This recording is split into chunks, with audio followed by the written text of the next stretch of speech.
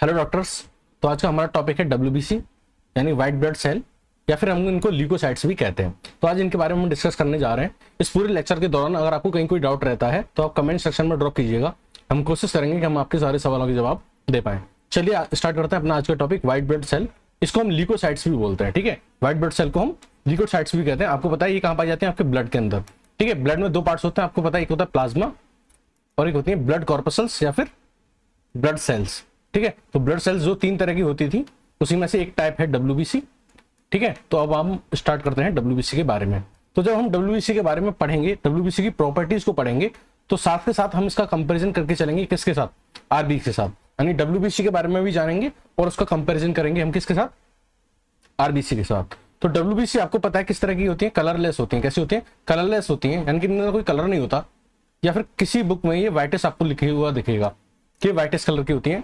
Actually इनके अंदर कोई पिगमेंट नहीं होता, और क्योंकि इनके अंदर कोई पिगमेंट नहीं होता तो ये कैसी होती है? कलरलेस होती है या फिर व्हाइटिश कलर की होती है। वहीं अगर आप आरबीसी की बात करो तो आपको पता है कि आरबीसी का जो कलर होता है वो रेड कलर का होता है, और ये किसकी वजह से होता है? उसके अंदर हीमोग्लोबिन नाम का एक पिगमेंट होता है, उसकी वजह से।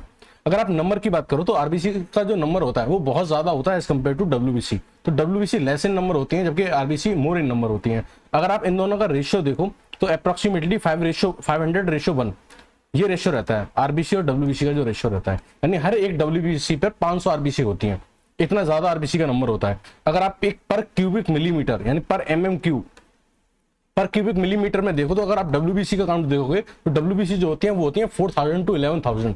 अगर आप आरबीसी का काउंट देखो पर मिलीमीटर क्यूब में, तो सेम एरिया में जो आपकी जो आरबीसी होंगी वो 4.5 to 5.5 मिलियन आरबीसी होंगी। तो नंबर में बहुत ज्यादा होती है डब्ल्यूबीसी से। डब्ल्यूबीसी की अगर आप साइज की बात करो तो डब्ल्यूबीसी लार्जर इन साइज होती हैं।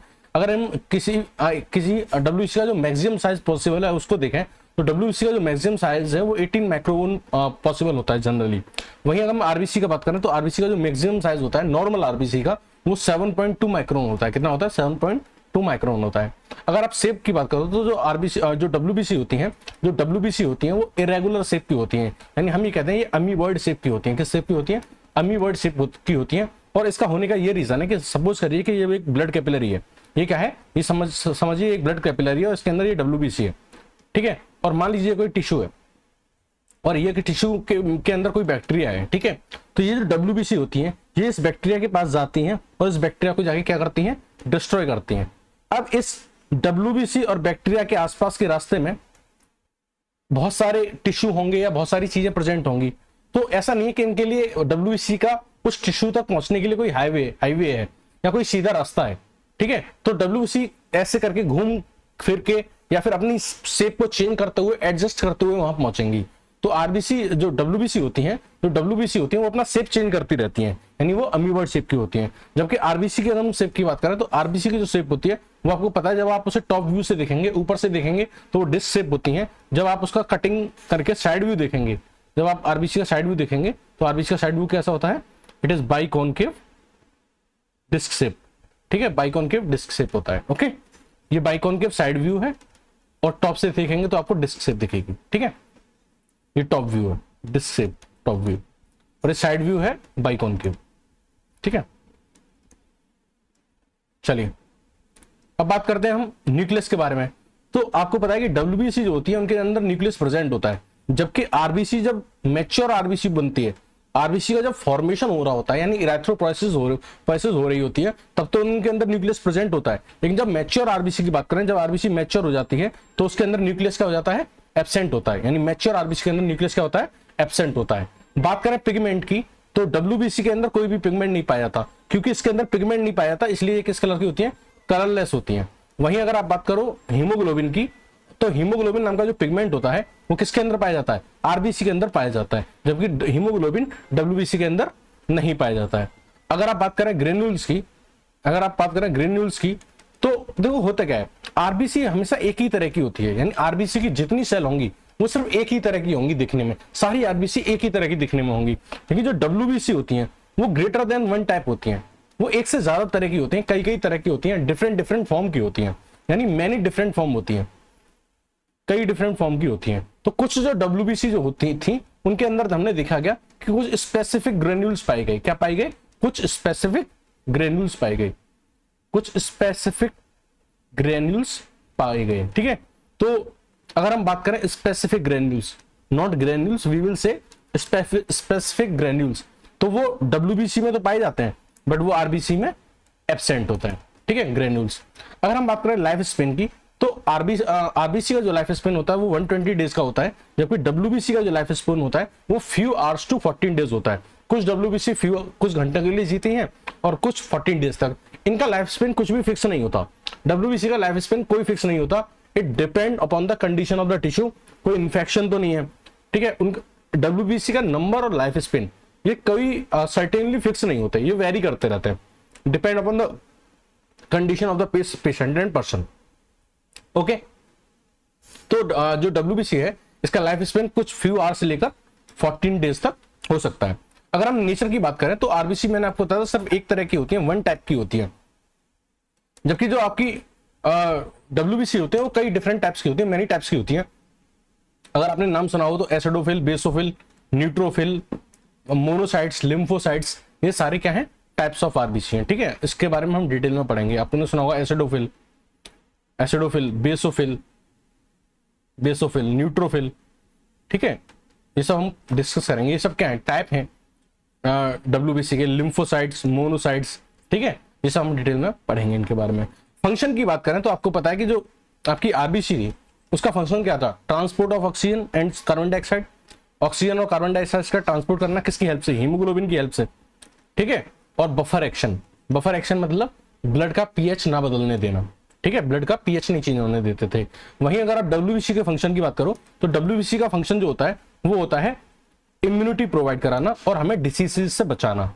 तो ये क्या करती हैं, WBC क्या करती हैं, ये फाइट करती हैं किसके साथ, WBC क्या करती हैं, फाइट करती हैं पैथोजेंस के साथ। तो एक तो ये हमें इम्यूनिटी प्रोवाइड कराती हैं, हमें बीमारियों से बचाती हैं, हमें रोगों से लड़ने में हेल्प करती हैं। ठीक है, तो हमें एक तो डिफेंस में हेल्प करती हैं, फाइट करती हैं पैथोजन से, हमें बीमारियों से बचाती हैं। ठीक है, और इम्यूनिटी प्रोवाइड करती हैं और डिसीजेस से बचाती हैं, यानी डिफेंस मैकेनिज्म में इनका रोल होता है।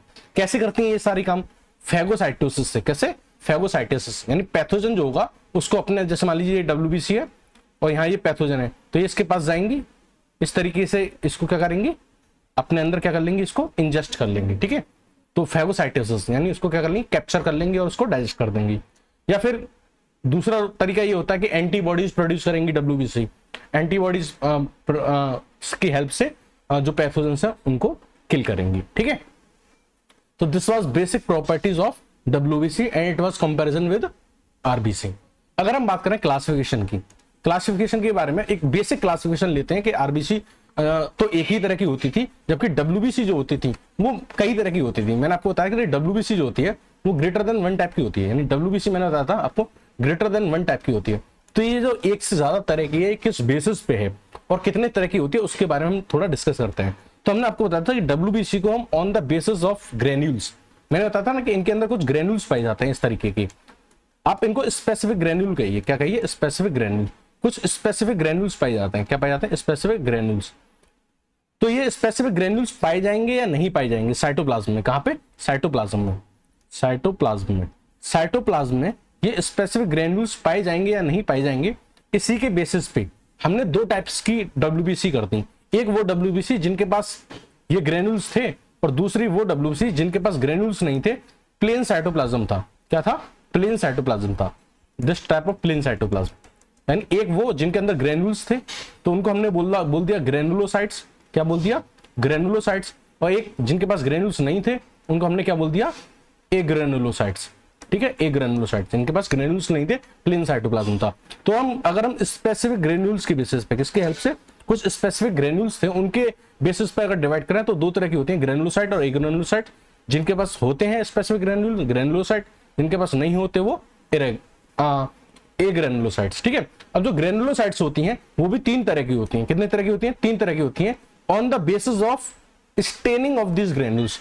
स्टेनिंग का मतलब ये समझिए कि ये जो ग्रेन्यूल्स हैं इन पे किस कलर का जो स्टेनिंग की जाएगी, यानी किस कलर की, एक तरह से स्टेनिंग का मतलब आप पेंटिंग समझिए कि किस पेंटिंग से ये विजिबल होंगे जब आप इनको अंडर माइक्रोस्कोप देखेंगे।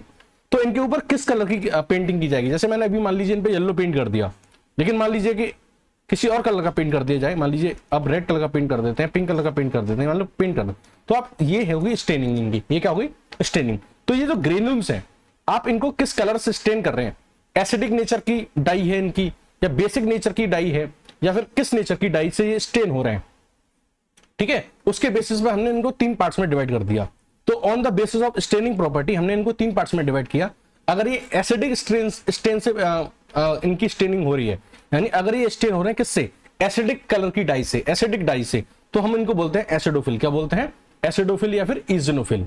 लेकिन अगर ये बेसिक डाई से या बेसिक स्टेन से ये जो ग्रेन्यूल्स हैं ये स्टेन हो रहे हैं तो हम इनको बोलते हैं बेसोफिल्स। लेकिन अगर ये एसिडिक डाई और बेसिक डाई दोनों से ये ग्रेन्यूल्स अगर ये स्टेन हो रहे हैं, यानी both acidic and basic stain दोनों से अगर ये स्टेन हो रहे हैं तो हम इनको क्या बोलते हैं, न्यूट्रोफिल।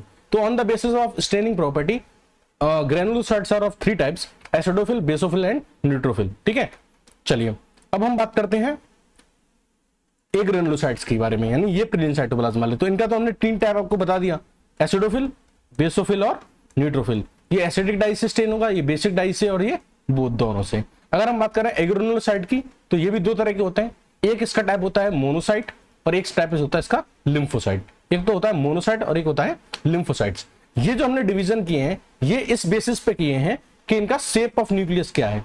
किस बेसिस पे, शेप ऑफ न्यूक्लियस, न्यूक्लियस किस शेप का है। अगर मान लीजिए किडनी शेप न्यूक्लियस है, कैसा है, किडनी शेप, अगर किडनी शेप न्यूक्लियस है तो हमने उसको मोनोसाइट बोला है। और अगर राउंड न्यूक्लियस है, कैसा है, राउंड न्यूक्लियस है, अगर राउंड कलर का राउंड शेप न्यूक्लियस है, यानी अगर न्यूक्लियस इस तरीके से राउंड है तो ये लिम्फोसाइट है। लेकिन अगर मान लीजिए ये जो न्यूक्लियस है अगर ये इस तरीके का है, किडनी शेप पे, अगर ये किडनी शेप का है तो ये क्या है, मोनोसाइट, यानी अब ये क्या होगी, मोनोसाइट। और लेकिन सपोज करिए ये राउंड होता तो ये क्या होती, लिम्फोसाइट। ठीक है, तो मोनोसाइट है या लिम्फोसाइट है, ये हमने किस बेस पे डिवाइड किया, किडनी शेप न्यूक्लियस है तो मोनोसाइट और राउंडेड न्यूक्लियस है तो लिम्फोसाइट। अब जो ये लिम्फोसाइट होती हैं ये भी अगेन 2 टाइप्स की होती हैं। ये जो लिम्फोसाइट्स होती हैं ये भी अगेन 2 टाइप्स की होती हैं। एक तो होती है टी लिम्फोसाइट्स और एक होता है बी लिम्फोसाइट्स। यानी जो लिम्फोसाइट थी ये भी 2 तरह की थी, एक होता है टी लिम्फोसाइट और एक होता है बी लिम्फोसाइट। ये किस बेसिस पे डिवाइड किया है, देखो ये इस बेसिस पे डिवाइड किया है अगर आपको इम्यूनिटी एंटीबॉडी प्रोड्यूस करके दे रही है। मान लीजिए ये आपकी एक ग्रेनुलोसाइट्स है या फिर ये लिम्फोसाइट है, ये जो लिम्फोसाइट है अगर ये एंटीबॉडी बना रही है, क्या बना रही है, एंटीबॉडी बना रही है, तो हम इनको बोलेंगे बी लिम्फोसाइट। क्या बोलेंगे, बी लिम्फोसाइट बोलेंगे। और इनसे जो इम्यूनिटी मिलेगी उसको हम बोलेंगे ह्यूमरल इम्यूनिटी। क्या बोलेंगे, ह्यूमरल इम्यूनिटी, उसको हम ह्यूमरल इम्यूनिटी बोलेंगे। बात समझ में आ रही है। लेकिन अगर हमें ये एंटीबॉडी ना बना के क्या दे रही है, साइटोकिलर सेल्स दे रही हैं। क्या दे रही है, साइटोकिलर सेल्स। ठीक है, ऐसी सेल्स दे रही हैं जो दूसरे सेल्स पे जाके अटैक करती हैं।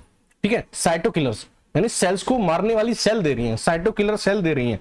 तो इस तरह की जो लिम्फोसाइट्स होती हैं उनको हम टी लिम्फोसाइट्स बोलते हैं। और इनसे जो हमें इम्यूनिटी मिलती है उसको हम सेल्यूलर इम्यूनिटी बोलते हैं। क्या बोलते हैं, सेल्यूलर इम्यूनिटी बोलते हैं। सेल्यूलर मेडिएटेड इम्यूनिटी भी बोलते हैं। क्या बोलते हैं, सेल्यूलर इम्यूनिटी या फिर सेल्यूलर मेडिएटेड इम्यूनिटी, सीएमआई बोलते हैं इसको। क्या बोलते हैं, सीएमआई। बात समझ में आ गई। तो ये था basically small basis of classification कि किस बेसिस पे हमने क्लासिफाई। इसको हम थोड़ा डिटेल में पढ़ेंगे एक नेक्स्ट लेक्चर में। अब हम बात करते हैं ल्यूकोपोइसिस की। ल्यूकोपोइसिस क्या होता है, process of formation of WBC. Process of formation of WBC, कि डब्ल्यूबीसी का फॉर्मेशन कैसे होता है। तो देखो डब्ल्यूबीसी के फॉर्मेशन की अगर हम बात करें, डब्ल्यूबीसी के फॉर्मेशन की अगर हम बात करें तो डब्ल्यूबीसी के फॉर्मेशन के बारे में हमने डिटेल में चर्चा की थी। हमने ब्लड फिजियोलॉजी वाली जो हमारी ये यूनिट चल रही है इसमें हमने लेक्चर नंबर 6 और लेक्चर नंबर 7 में वीडियोस डाली हुई हैं। बोन मैरो एंड हेमेटोपोइसिस, हेमेटोपोइसिस वाला जो टॉपिक पढ़ाया हमने लेक्चर नंबर 6 और 7 में, इसमें हमने आरबीसी, डब्ल्यूबीसी और प्लेटलेट्स तीनों के फॉर्मेशन के बारे में डिटेल में चर्चा की है। ठीक है, तो आपको अगर ये समझना है कि डब्ल्यूबीसी का फॉर्मेशन कैसे होता है, डब्ल्यूबीसी का फॉर्मेशन कैसे होता है, यानी कि ल्यूकोपोइसिस कैसे होती है, ल्यूकोपोइसिस कैसे होती है, डब्ल्यूबीसी का फॉर्मेशन कैसे होता है, तो आपको ये लेक्चर देखने पड़ेंगे। आप हमारा ब्लड फिजियोलॉजी का लेक्चर नंबर 6 और 7 होगा, ब्लड बोन मैरो एंड हेमेटोपोइसिस नाम से, आप उसको देखिए। उसमें हमने ये पूरा डिटेल में समझाया है कि डब्ल्यूबीसी का फॉर्मेशन कैसे होता है। यहां हम इसको स्मॉल वर्जन में थोड़ा बस आपको ब्रीफ कर देते हैं। देखिए हमारा जो बोन मैरो होता है, देखो डब्ल्यूबीसी का फॉर्मेशन कहां होता है, बोन मैरो में। डब्ल्यूबीसी का फॉर्मेशन कहां होता है, बोन मैरो में। कब, जब बेबी का बर्थ हो जाता है, यानी आफ्टर बर्थ। अगर हम आफ्टर बर्थ की बात करें तो आफ्टर बर्थ जो बेबी की बोन मैरो होता है, बोन में जो बोन मैरो होता है उसके अंदर डब्ल्यूबीसी का फॉर्मेशन होता है। बोन मैरो के अंदर कुछ स्टेम सेल्स होते हैं जिनको हम बोलते हैं प्लूरीपोटेंट स्टेम सेल्स। क्या बोलते हैं, प्लूरीपोटेंट स्टेम सेल्स। अब ये जो स्टेम सेल्स होती हैं ये डिवाइड करके दो ग्रुप्स बनाती हैं। एक ग्रुप का नाम होता है कॉमन लिम्फोइड स्टेम सेल। क्या नाम होता है, कॉमन लिम्फोइड स्टेम सेल। और दूसरे ग्रुप का नाम होता है कॉमन माइलॉइड स्टेम सेल्स। तो एक होता है common lymphoid stem cell, lymphoid stem cell, और दूसरे का नाम होता है कॉमन माइलॉइड स्टेम सेल। अब देखो ये कॉमन लिम्फोइड स्टेम सेल्स हैं, ये बनाएंगी लिम्फोसाइट्स। क्या बनाएंगी, लिम्फोसाइट्स बनाएंगी, ठीक है। और लिम्फोसाइट्स के अलावा रेस्ट ऑल डब्ल्यूबीसी, अगर हम लिम्फोसाइट्स को छोड़ दें तो बाकी की जितनी भी डब्ल्यूबीसी होंगी वो सब कौन बनाएगा, कॉमन माइलॉइड स्टेम सेल बनाएंगे। कौन बनाएंगी, कॉमन माइलॉइड स्टेम सेल्स बनाएंगी। बात समझ में आ गई आपको। तो हमने आपको बताया कि प्लूरीपोटेंट स्टेम सेल डिवाइड करके दो ग्रुप बनाएंगी, कॉमन लिम्फोइड और कॉमन माइलॉइड। कॉमन लिम्फोइड जो होंगी वो लिम्फोसाइट्स बनाएंगी, दोनों ही लिम्फोसाइट्स, बी लिम्फोसाइट भी और टी लिम्फोसाइट भी। और जो कॉमन माइलॉइड है ये क्या बनाएंगी, बाकी सारी डब्ल्यूबीसी बनाएंगी। कैसे बनाएंगी वो समझिए। ये जो कॉमन माइलॉइड स्टेम सेल्स हैं ये फिर से डिवाइड करेंगी और फिर से डिवाइड करके बनाएंगी कॉलोनी फॉर्मिंग ब्लास्टोसाइट। क्या बनाएंगी, कॉलोनी फॉर्मिंग ब्लास्टोसाइट। अब जब ये कॉलोनी फॉर्मिंग ब्लास्टोसाइट डिवाइड करेंगी तो ये तीन ग्रुप्स बनाती हैं। एक बनाती है CFUE, colony forming unit erythrocytes. दूसरा ये बनाती है colony forming unit granulocyte monocyte. और तीसरा ग्रुप ये बनाती है कॉलोनी फॉर्मिंग यूनिट मेगाकैरियोसाइट्स। अब देखो पहले वाला ग्रुप आपको पता पड़ रहा है कि कॉलोनी फॉर्मिंग यूनिट इरेथ्रोसाइट्स है, तो जाहिर सी बात है ये आरबीसी बनाएगा। क्या बनाएगा, आरबीसी बनाएगा। और जो लास्ट वाला ये ग्रुप है colony forming unit megakaryocytes, megakaryocyte platelets को बोलते हैं। तो आपको पता चल गया ये ग्रुप किसका बनाएगा, प्लेटलेट्स को बनाएगा। यानी अब जो बची हुई डब्ल्यूबीसी है उसको बनाने का काम किसका है, इस CFUGM का, यानी colony forming unit granulocyte monocyte. अब ये जो CFUGM की जो सेल्स होती हैं ये डिवाइड करके दो तरह की सेल्स बनाती हैं। एक को हम बोलते हैं मोनोब्लास्ट और दूसरे को हम बोलते हैं माइलोब्लास्ट। जो मोनोब्लास्ट होती हैं ये डिवाइड करती हैं और बनाती हैं प्री मोनोसाइट। प्री मोनोसाइट जो होती है वो फर्दर बहुत सारे डिवीजन और डिफरेंशिएट करके किसमें कन्वर्ट हो जाती है, मोनोसाइट में। तो आपको समझ में आ गया, लिम्फोसाइट्स यहां बन चुकी हैं, लिम्फोसाइट्स यहां बन चुकी हैं और मोनोसाइट्स ये बन गई, यानी आपकी एक ग्रेनुलोसाइट तो पूरी हो गई। अब बात करते हैं ग्रेनुलोसाइट्स के बारे में। तो हमने आपको बताया था कि CFUGM दो तरह के ग्रुप बनाता है डिवाइड करके, एक तो को बोलते हैं मोनोब्लास्ट और दूसरे को हम बोलते हैं माइलोब्लास्ट। एक को बोलते हैं मोनोब्लास्ट और दूसरे को हम क्या बोलते हैं, माइलोब्लास्ट बोलते हैं। अब देखो जो माइलोब्लास्ट की सेल्स होती हैं ये डिवाइड करके बनाती हैं प्री माइलोसाइट्स। क्या बनाती हैं, प्री माइलोसाइट्स। और ये जो प्री माइलोसाइट्स होती हैं ये डिवाइड करके तीन ग्रुप बनाती हैं, तीन ग्रुप बनाती हैं। एक का नाम होता है न्यूट्रोफिल माइलोसाइट्स, दूसरे का नाम होता है इजनोफिल माइलोसाइट और तीसरे का नाम होता है बेसोफिल माइलोसाइट। अब ये जो माइलोसाइट होती हैं ये कन्वर्ट होती है मेटा माइलोसाइट में। इसका मतलब न्यूट्रोफिल माइलोसाइट कन्वर्ट होगी न्यूट्रोफिल मेटा माइलोसाइट में, इजनोफिल माइलोसाइट कन्वर्ट होगी इजनोफिल मेटा माइलोसाइट में, और जो बेसोफिल माइलोसाइट होगी वो कन्वर्ट होगी बेसोफिल मेटा माइलोसाइट्स में। ओके, अब ये जो माइलोसाइट्स होती हैं ये इसमें कई सारे डिवीजन होते हैं और डिफरेंशिएशन होने के बाद ये क्या करती हैं, कन्वर्ट हो जाती हैं अपनी नॉर्मल सेल्स में। जैसे न्यूट्रोफिल मेटामाइलोसाइट है ये तो कन्वर्ट हो जाएगी न्यूट्रोफिल में, इजनोफिल मेटामाइलोसाइट इजनोफिल में कन्वर्ट हो जाएगी और बेसोफिल मेटामाइलोसाइट किसमें कन्वर्ट हो जाएगी, बेसोफिल में कन्वर्ट हो जाएगी। ओके, तो ये था basic process of formation of WBC। Okay, तो ये हमने डिस्कस कर लिया। अगर आपको ये बहुत डिटेल में पढ़ना है तो आप लेक्चर 6 और 7 बोन एंड मैरो एंड हेमेटोपाइसिस आप जाके पढ़िएगा, आपको और अच्छे से समझ में आएगा। इस पूरे लेक्चर के दौरान अगर आपको कहीं कोई डाउट रहा हो तो आप कमेंट सेक्शन में ड्रॉप कीजिएगा। Thank you and have a nice day.